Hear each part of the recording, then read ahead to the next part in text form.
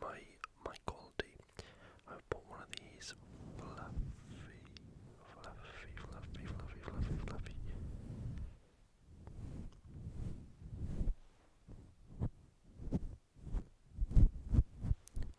fluffy mic covers. So yeah, I'd be very, very, very, very, very interested to hear his thoughts on this.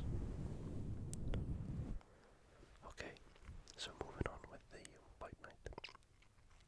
This is an 11 card night, and yeah, so I think it's been one or two people pulling out, so it's down to 11. Okie dokie, so looking at this, the first fight of the night then is a catchweight bout between Zara Vane and Jacqueline Cavalcanti. Okay, so Zara Fern, she has 11 fights. She's fighting out of France, but unfortunately she is 0-3 since fighting in the octagon for the UFC. I would say, however, though, all three of her losses have come against experienced and ranked fighters, such as previous title contender Megan Anderson. We got Felicia Spencer and Josiane Nunes. Prior to coming to the UFC, she was on a 3-fight win streak, and 2 of those wins coming by way of first round TKO. Okay, she's 5'8", the same as her opponent, and her opponent is Jacqueline Cavalcanti. Okay, so she's only got 6 fights, and this will be her UFC debut.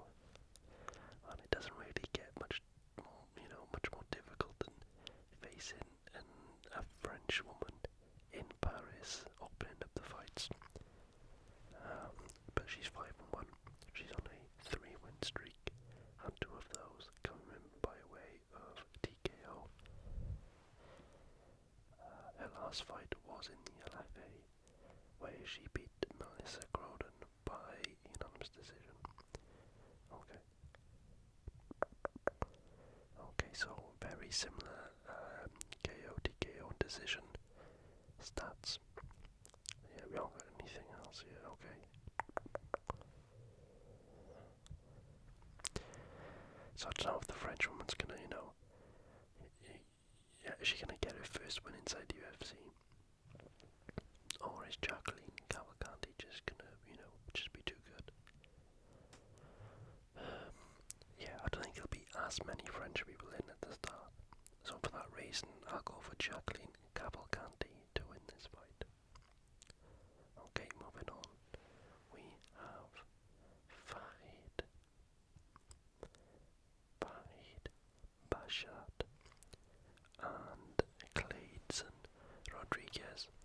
Okay, so Fahid Bashat is a -340 favourite. So a pretty big favourite. And that's because he is 10-0. He's 10-0. If we include his amateur fights, he is 14-0. 6 of his 10 wins have come by way of finish, and 5 of those by rear naked choke. So he, don't give this guy your back. So he beat Alan Begoso in the contender series via unanimous decision to earn himself a shot in UFC, and then won his only bout in UFC against Damon Blackshear, again by unanimous decision. I think he might be the only fighter in UFC that fights represents Afghanistan. 5'8", so he's got a 3-inch height advantage, also a 4-inch reach advantage over his, counterpart, who is Clayton Rodriguez. Okay, so Clayton Rodriguez, then he's 8-2, and has had 2 fights in the UFC, going 1-on-1. He also earned a shot in the UFC by going on the contender series, where he won via unanimous decision. his start to the UFC didn't go quite to plan as he lost to CJ Vergara with a split decision. However, in retribution of that, his last fight, he KO'd Shannon Ross to redeem himself, and is also looking to continue that success. I think that's going to be very hard against Farid Basharat. He's such a competent fighter. Significant strikes. Let's have a look. So both guys land, towards the 6 per minute, and absorb, far less than that. Looking at the grappling aspect, okay. So that's where it might be the difference, in my opinion. So Farid Basharat gets on average 3 takedowns per 15 minutes. And he does have a very good takedown defense too. I'm picking Farid Basharat in this one. Okay. So next then, we have a women's bantamweight bout between Nora Coronole and Jocelyn Edwards. Okay. So Nora Coronole is 6-1, and she's also fighting out of France.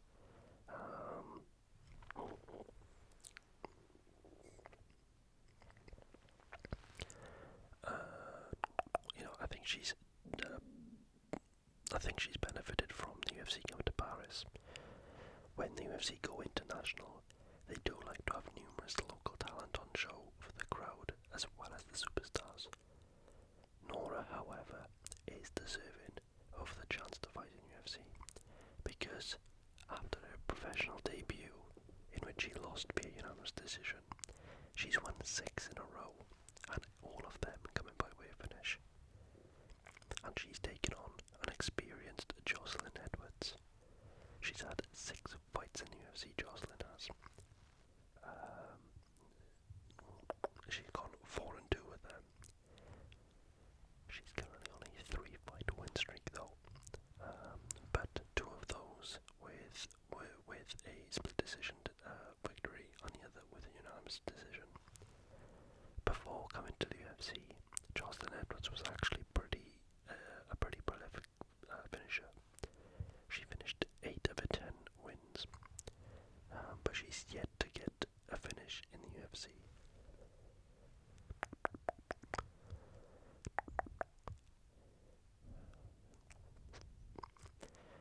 Okay, I'm gonna go for Nora Coronole. She's had 6 victories in a row, all by finish, and she's in France. I'm gonna go with Nora on that one.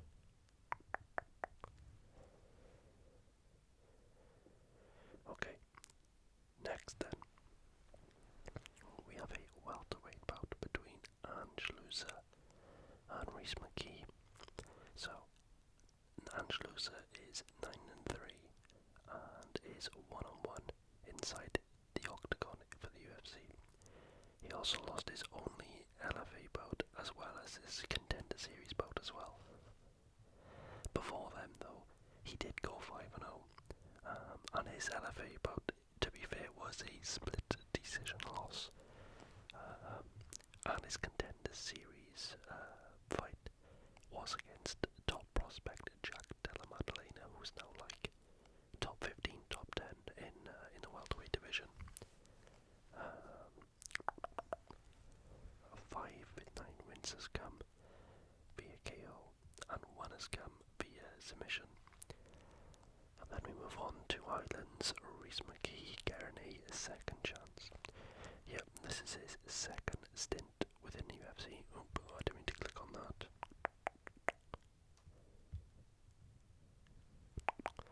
So this is McKee's second stint within the UFC. Back in 2020, McKee got rewarded for 3 finishes in a row on Cage Warriors by going to Fight Island to compete in the UFC. However, it was against none other than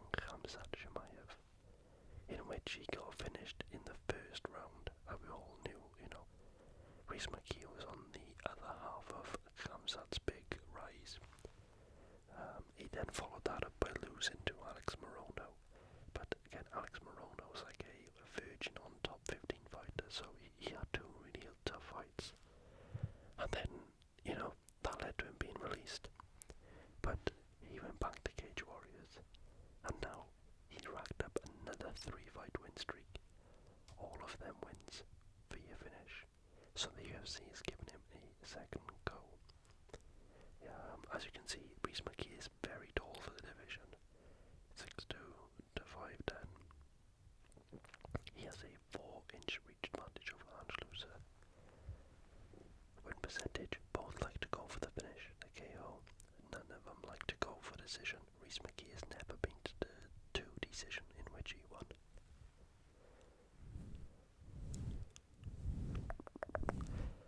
Both land over 6 strikes per minute. Both absorb quite a lot too. Grappling aspects. Angelusa has a 100% takedown defense. Okay. I mean, Reece McKee doesn't really go for takedowns anyway. This is a tough one. Angelusa is the favourite. But I gotta go with the island. Reece McKee to get to the win.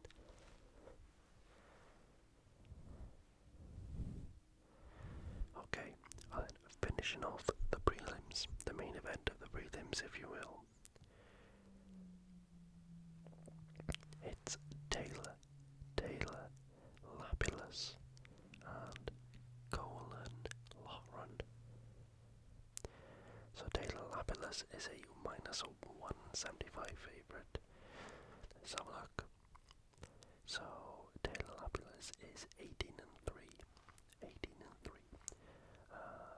And this is his second stint at going into the UFC. His record is 18-3, and he is currently rocking a 5-fight win streak. 10 of his 18 wins has been finishes. 6 of those were submissions, and 4 via KO/TKO. He did have a stint in the UFC back in 2015, where he had 4 fights, and the 3 of those he won. So I'm not really sure what happened, but he left. But 3 out of 4 fights he won. That's pretty good. But he's taken on rising star, especially in Ireland, in Colin Lauren. It's extremely hard to pronounce that name. But he's an undefeated prospect, 8-0, and he is 4-0 in Cage Warriors. All 4 fights ended in KO. Only 1 of his 8 fights has ever gone the distance. He also fights out of Team Cowbon, which is based in Liverpool, and has been the home of some of the best UFC fighters coming out of the UK. The likes of Darren Till, Tom Aspinall, that goes on. He's also currently the Cage Warriors bantamweight champion. Okay, Labus doesn't like to get a KO, does he? But he does have a good submission percentage rate, win rates, significant strikes. Yeah, so Lauren is known as being a bit more of a power puncher. So he doesn't land much, but what he does land is big shots. But he also absorbs quite a bit as well. He also likes to utilize grappling. 5 takedowns every 15 minutes is very high. But Labus does have an 81% takedown defense, which is very good. Again, I can't not go, against. I can't go against. Irish people. It's not in me. So my pick is Colin Lauren for the bantamweight bout, and that's the prelims done. We then move on to the featherweight bout, which is going to be opening up the main card, and it's Morgan Shier versus Manolo Cecchini. Okay, so Shier is a minus 355 favourite. He's an ex-Cage Warrior champion is Morgan Charrier. He's also on a 3-fight win streak, with the last 2 ending in either KO or TKO. He's 27 years old, but has 28 MMA professional fights, which is pretty much unheard of. 18 of those 28 fights, as we can see, has been victories. Manolo Cecchini, on the other hand, he hasn't even got 18 fights total. He's 11-3, as we can see, and he's also making his UFC debut in Paris. He's currently on a 2-fight win streak.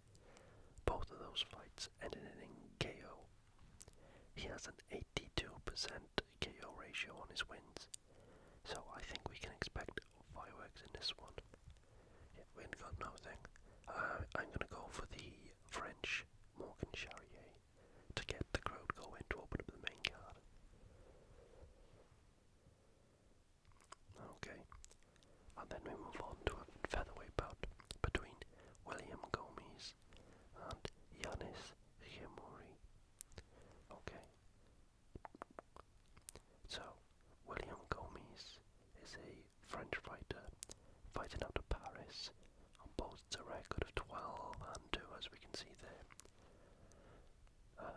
Comies, however, does have some octagon experience, as this will be his 3rd fight for the UFC, and he won his first 2 too. Prior to the UFC, he did have 10 fights. No, he had won 10 fights, sorry, and he'd finished 7 of those 10 wins. Okie dokie. And then Himori is a 12-1 professional fighter, fighting out of Lyon, France.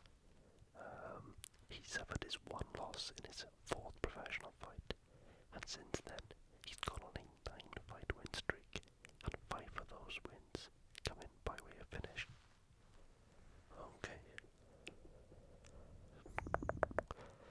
So 2 French guys against each other. This is crazy. This is going to be fireworks. This is very, very, very hard. This is a very good matchup. Both on win streaks. One's on a 9-fight win streak, the other one's on a 7-fight win streak.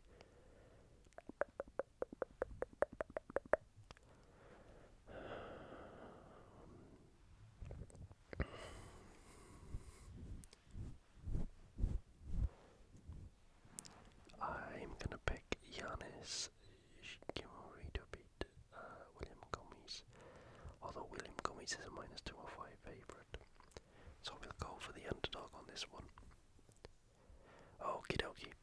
So moving on then, we're moving on to the light heavyweight division, with number 9 ranked Volkan Ozdemir putting up his number against Uzbekistan's Bogdan Gusov. Okay, so Volkan Ozdemir, he's a 12-fight UFC veteran. He's won half of those fights, which, he's won 6 fights in UFC, is good, but he's also lost 6. However, since being in UFC, he's only ever fought the best of the best in the light heavyweight division. Listen to some of these names that he's fought now. Okay, so he's fought. This is a crazy list. UFC Hall of Famer Daniel Cormier, UFC veteran Orvan St. Brew, former title challenger Annie Smith, former title challenger Dominic Reyes, former champion Yuri Prohaska, and many more. Bogdan Gusov, on the other hand, is an Uzbekian fighter fighting out of Russia, and he's currently on a 4-fight win streak. Okay. I think it's his UFC debut, and the 4-fight win streak he's on is all via KO in the first round, and he's also every one of the 14 wins he has, all of them 14s there, have all been via finish. I can't see this one not going the distance, if I'm honest. I can't. Yeah, look at it. Yeah, this is not going to go the distance. You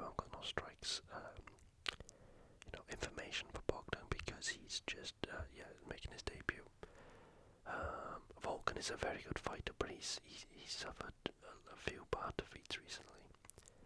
And Bogdan is coming off a 4-fight win streak, and he's got savage hands, which Volkan Ozdemir seems to like suffer with. Struggle against people that throw power strikes. So for that reason, I'm going to go for the Uzbekistan fighter Bogdan Gusov to beat Volkan Ozdemir in his UFC debut. Next, we have a lightweight bout. Oh, this is a good one. This is a very, very, very good fight. And it's Benoit Saint Denis versus Thiago Moises. Okay, so after suffering his first loss as an MMA fighter during his UFC debut, Benoit Saint Denis has come back amazingly by having a 3-fight win streak attached to his name, and all 3 of those fights coming by way of submission. All 11 of his wins have been finishes. So, he's a very exciting fighter, and his last fight he did impress by submitting prospect Ismail Bonfim in the very first round. However, I believe Thiago Moises is a big step up for him in terms of experience, technical skills, the lot. Thiago Moises has had 10 fights in the UFC with a 60% win ratio. He's no stranger to fierce opposition. He's beat the likes of Bobby Green and Michael Johnson, and he put on a very valiant performance against the now champ Islam Makhachev back in 2021. He's also currently on a 2-fight win streak, both of them finishes via rear naked choke. This is a very exciting fight. Benoit Saint Denis is fighting in his home country. He's going to have the crowd behind him. But Thiago Moises is a very good fighter. Benoit Saint Denis got an 82% finish rate with submissions. It's pretty good. It's very good. He also does land a lot of strikes, but he does absorb some as well. And Thiago Moises does have some power in his hands. Takedown defense before Saint Denis is better than Thiago Moises. I didn't expect that. Okay, yeah, I'm gonna go for Benoit Saint Denis to get the win. Okay, so this is probably the hardest one for me to pick. The co-main event of the evening then. The co-main event of the evening is Manon Fiaro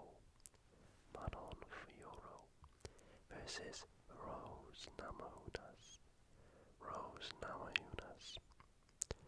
Okay, so number 3 ranked flyweight Manon Fiaro against number 2 ranked strawweight in Rose Namajunas. And Rose is going up a weight to the flyweight division now.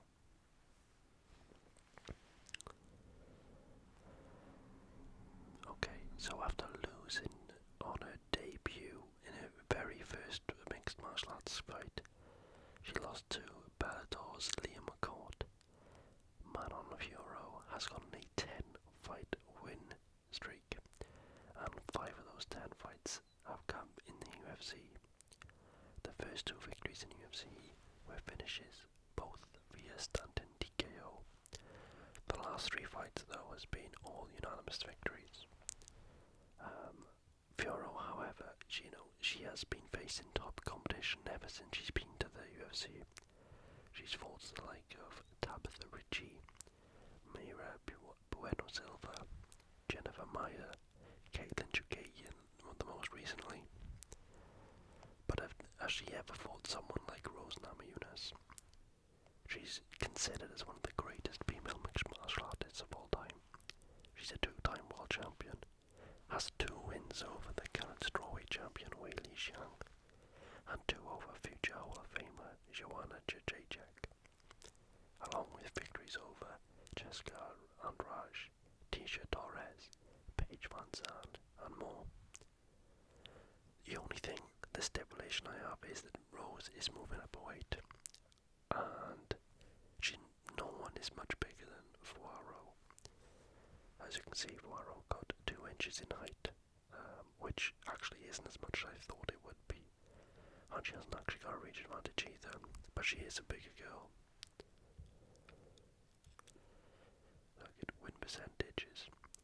So Rose actually has a higher finishing rate, but Manon Fiaro does have a very high KO/TKO finishing rate, up in a higher weight class as well.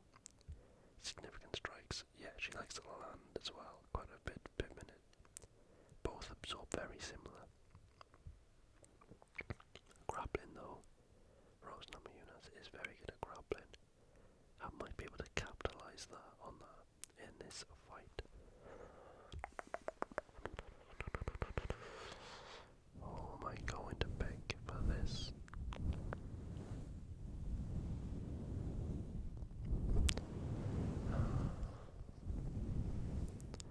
I do love a good underdog comeback story. So, for that reason, I'm going to pick Rose Namajunas to get the victory in a flyweight debut. Okay. And next,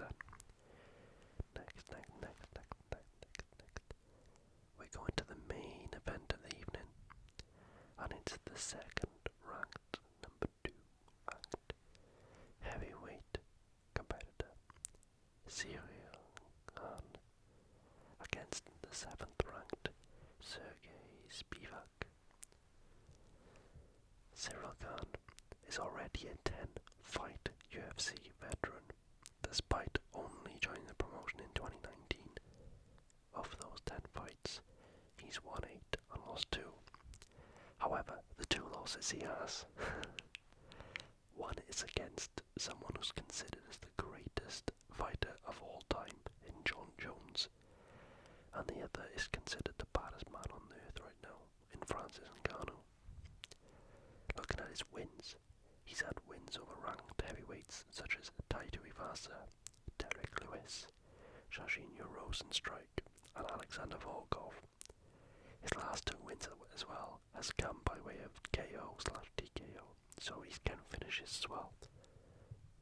However, he's facing a very good wrestler in Spivac. And since losing to Tom Aspinall back in 2021, the polar bear Spivac has gone on a 3-fight win streak, and all of them have ended by being finished before the final bell. The 3-fight win streak consists of Graham Cardi, where he won via ground and pound in round 1, Augusta Sakai, which he also won via ground and pound, but this time in round 2, and his latest victory came against Derek Lewis, in which he won via submission in the first round.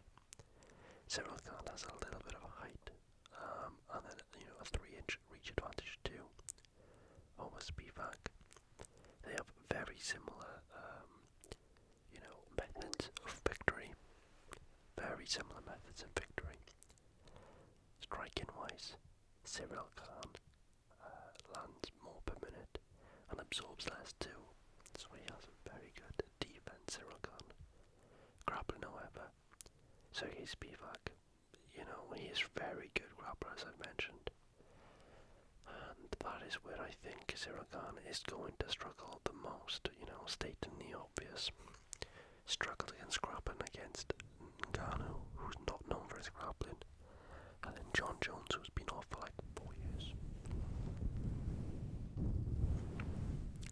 So the question's gonna be, is Spivac gonna be able to close the distance on Shier and take him down and punish him? Or will Gane do what he's pretty much done to everyone apart from Jon Jones and Ngannou, and keep the distance and just outbox, out-kickbox, Muay Thai the opponent and outstrike them?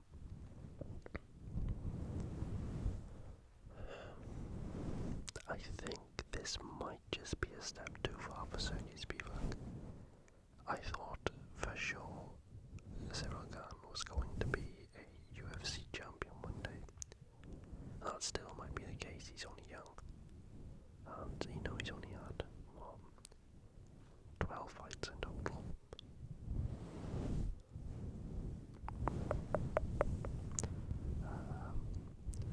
he's very crafty on the feet, Cyril Gane.